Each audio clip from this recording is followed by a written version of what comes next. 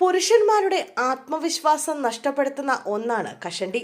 പണ്ട് കാലത്ത് ഒരു പ്രായം കഴിഞ്ഞാലാണ് കഷണ്ടി ഉണ്ടായിക്കൊണ്ടിരുന്നത്. എന്നാൽ ഇന്ന് അങ്ങനെയല്ല. ചെറുപ്രായത്തിൽ തന്നെ പലരും മുടി നഷ്ടപ്പെട്ട കഷണ്ടിയാകുകയാണ്. ഒരു പഴമൊഴിയാണ് കഷണ്ടിക്ക് മരുന്നില്ല എന്നത്. എന്നാൽ ഇനി ആ പഴമൊഴി പഴഞ്ചനായേക്കാം. പുരുഷന്മാരിൽ ഏറ്റവും സാധാരണയായി കാണപ്പെടുന്ന ആൻഡ്രോജനിക് അലോപീസിയ, അതായത് പുരുഷ കഷണ്ടി ചികിത്സിക്കാൻ ഫലപ്രദമായ ഒരു മരുന്ന് കണ്ടെത്തിയതായി പുതിയ റിപ്പോർട്ടുകൾ സൂചിപ്പിക്കുന്നു.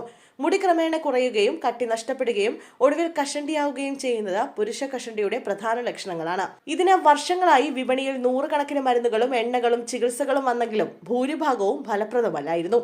അതേസമയം അയർലൻഡിലെ കോസ്മോ ഫാർമസ്യൂട്ടിക്കൽസ് എന്ന കമ്പനിയാണ് പുതിയൊരു പ്രതീക്ഷ ഉയർത്തുന്നത്.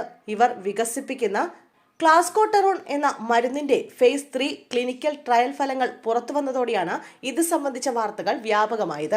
1500 പുരുഷന്മാരെ ഉൾപ്പെടുത്തി നടത്തിയ പഠനത്തിൽ ശ്രദ്ധേയമായ ഫലങ്ങൾ കാഴ്ചവെച്ചതായി കമ്പനി അവകാശപ്പെടുന്നു.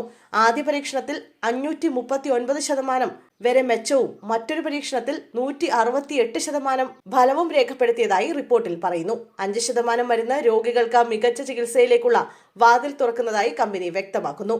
മരുന്നിന് 2026 അംഗീകാരം ലഭിക്കുമെന്നാണ് പ്രതീക്ഷ.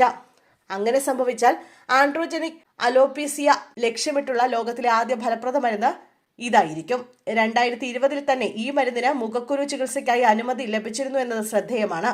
മുടികൊഴിച്ചിലുള്ള ഒരു ശാസ്ത്രീയ പരിഹാരത്തിനായി കാത്തിരുന്ന കോടിക്കണക്കിന് പുരുഷന്മാർക്ക് ഈ കണ്ടെത്തൽ വലിയ പ്രതീക്ഷ നൽകുന്നതാണ്.